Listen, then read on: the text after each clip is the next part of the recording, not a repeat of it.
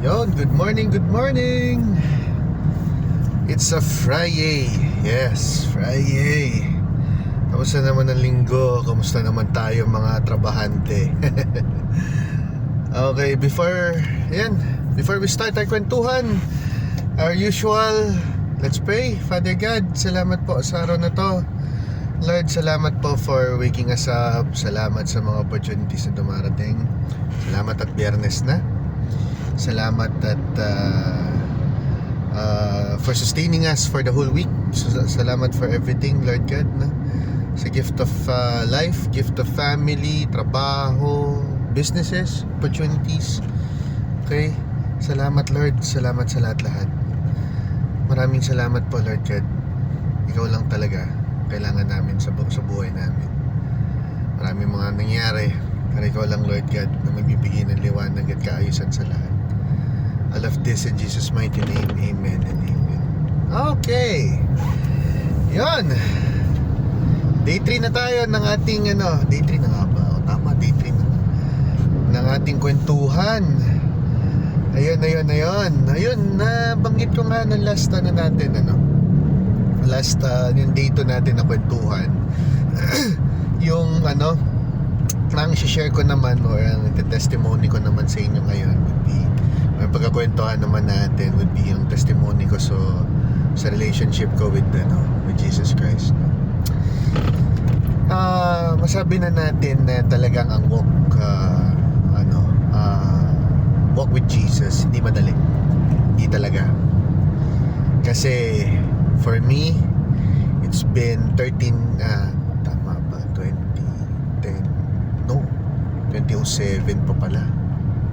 2007, do the math, maaga pa. So since 2007, yan, doon ako nag-start makilala si Lord. Wala pang water baptism na kung engage noon, pero nakilala ko si Lord. Sabihin na natin na noon si Kuya Bench nyo, dati lang tong happy-go-lucky. Come what may, anything goes. Ano man ang sige, ano man ang dumating, hala.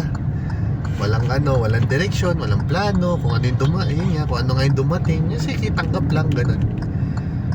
High school, 2007, yung values teacher namin usually yung values parang yung GMRC teacher namin sa alma mater ko nung high school noon, from Magsaysay Espanya, ay mga Monsayan dyan, mga taga Magsaysay Espanya, hello po. Si Ma'am Enoch, pinakilala niya sa amin si Jesus noon in a very very different way. Yung pagpasok niya ng kwarto, okay guys, sara lahat ng bintana, sara lahat ng pinto. Gulat kami. Oh, bakit? Anong meron? Anong nangyari? Bakit? Ganun. Di ginawa namin, sara kami pinto, sara kami bintana, nice namin. Tapos tumugtog na siya, may dala siyang gitara, si Ma'am Enoch. Tumugtog siya, praise and worship na yung tinutugtog. Ano ka nangyayari? Siyempre di ko pa kilala si nun. Pa ako nun Katoliko pa ako nun. Di ko kilala. Ang alam ko lang nun kay Jesus nandun sa simbahan, rebulto. Ayun, tugtog siya. Tapos mamaya pinagpipray na niya kami, mga estudyante niya, makilala siya, pwedeng lapitan, pwedeng hingaan na sama ng loob. Alam mo yan, nakangiti ako, pero bakit ako lumuluha? Ba't ako parang nadudurog? Masaya naman ako. Ba't ako umiyak? Tapos mamaya may mga lumabas na naalala ko to, may sama ako ng loob dito, may hinanakit ako dito, meron akong, ang dami kong gustong isumbong bigla, kaya pala ako iyak ng iyak. So yun, no? Di somehow may glimpse na ako, sino ba si Jesus? Then after nun, kinagabihan, sabi ko, di ba? Tayo mga Pinoy, parang ako kasi dati nun, cease to believe. Sige nga, kung talagang totoo si meron akong kinaharap na problem nun. Pinag-pray ko, sabi ko, Lord, kung totoo ka nga, alisin mo tong sama ng loob sa akin. After few minutes, wala. Parang naibsan ako, napatawad ko siya. Ano man yung ginawa niya sa akin. Kinongratulate ko silang dalawa. So sabi ko, talagang, So sabi ko, sige, sama ako sa walk of life. Then eventually noon, mga 2009, 2010, naimbitahan na ako mag-service sa Victory Youth. Nandun pa ako sa likod noon. Ako yung isa sa mga ganon, tingin-tingin, palapalakpak. Tapos nasama na ako sa mga youth club. Yan. Tapos nabaptize na ako. Tapos then gradually nagsistart na yung changes ko. May mga sins ako na ginagawa sa sarili ko, ginagawa sa ibang tao, na very much 180 change direction. Hindi 360 kasi ang 360 pag umikot ka, dun ka ulit babagsak. 180 lang, ikot ka talaga, U-turn ka.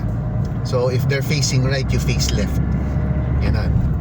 Kaya naalala niyo yung isda, di ba? Yung isda na may pangalan Jesus, sa iba nakaturo, not left, kasi lahat papuntang right. Kaya if you want to follow Jesus, you turn left, or you walk the other way. Ganun yun. Pero syempre dahil Pinoy tao, puro kasalanan, mahirap. So from the time na 2009, 2010 up to this day na I'm still gradually sanctifying myself. Yun ang tamang word, sanctifying myself. Marami pa rin works na ginagawa sa akin si Lord, pero hindi ako binitawan, hindi rin ako bumitaw. Kasi during the times na almost na bumitaw na ako, lalo niya akong binibigyan ng rason na wag bumitaw. Kasi pinapalit niya dun sa mga na yon, yung challenges na yon. Yung tipong challenge, you pray, may wisdom, pagpasok sa'yo nun, oo nga hindi ako dapat malungkot. Hindi dapat ako ma-discourage. Kailangan ko lang makinig. Kailangan ko lang pakaramdaman si Holy Spirit. Kasi nakilala ko na si Lord. Doon sa youth club ko, doon pala ako na water baptized. So I'm a born again Christian now. Pero yun nga, gradual ang talaga. Gradual ang walk. Yung sanctification, yes, painful, hard, pero alam mo yung ang gaan na ngayon. Alam mo yung dating happy-go-lucky na Kuya Bench nyo, ngayon bawat kibot ko na nag-iisip na ako, Lord, tama ba to? Lord, okay ba to? Lord, ano bang anong plano mo? Bakit nangyayari to? Sige, kung gusto mo to, ito mangyayari. Sige, alam ko naman that you will provide a way out. There's always light at the end of every dark tunnels. Ikaw ang magpo-provide ng light. Kaya nga, let there be light. Doon pa lang sa unang sa unang book mo pa lang, sa Genesis pa lang, di ba? Let there be light. You are the light, di ba? You're the provider of everything. Kaya sa lahat ng mga nanonood ngayon, ibig ko lang sabihin na being with Christ, being with Jesus, being with God, there's always light in every struggle. There's always hope in every challenges. There's always a finish line for every obstacles, for every racetrack na pinag-aanuhan nyo. Kaya nga, God knows the plans, but the process, hindi mo alam. Diba? You will never know what the process is. but the plans to make us prosper, give us hope in the future, binigyan ni Lord yun. Panghawakan natin yung process. Diyan tayo masusubukan. Diyan ang character change. Okay? So, ayun guys, wag tayo yung mga kapwa ko Christians, continue to walk with people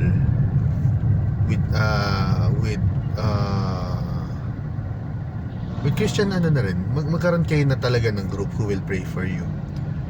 Magkaroon kayo ng mga kasama sa buhay na pagpapanalangin kayo sa araw-araw, kasi yung atake ng kalaban, anxiety, depression, lahat ng kasinungalingan, double time din yun, kasi gusto rin niyang manalo. Kaso remember, Jesus won. We are now victorious 2,000 years ago. It's written. It will never change. Ganon siya noon, ngayon, at sa mga susunod pang panahon. Kahit wala na tayo sa mundo, ganon pa rin siya. Ang importante lang, at the end of our lives, pagka nakita natin siya, anong masasagot natin pagka tinanong tayo ng or yung ano pala, yung goal pala na masabihan tayo ng good and faithful servant. Yun. Okay? So, kung gusto nyo pa tong pagkakwentuhan guys, marami pa tayo pagkakwentuhan tungkol kay God. If you want na maging magka-group tayo to para pag-usapan to, just put on your comments na there, and like and subscribe para marami pa tayo mapagkwentuhan tungkol dito sa walk of life natin, sa walk of life. Sa mga hindi pa nakakilala kay Christ, nako, it's never too late. Anong edad ka man, it's never too late. Okay? So, this has been your Kuya Bench, no? Salamat sa oras again ng pagkikwentuhan. Lord, salamat sa chance na makapag-share ng testimony sa ating mga viewers, mga nanonood. Lord God, salamat. Okay guys, ingat kayo dyan. Bound to office pa rin ako. As usual, traffic. Pero ganun talaga, di ba? Huwag mo na lang masyadong intindihin. Darating ka rin sa opisina. Agahan mo lang para di ka late. Alright guys, ingat tayo lahat. Keep safe. God loves you. God bless us all. Thank you.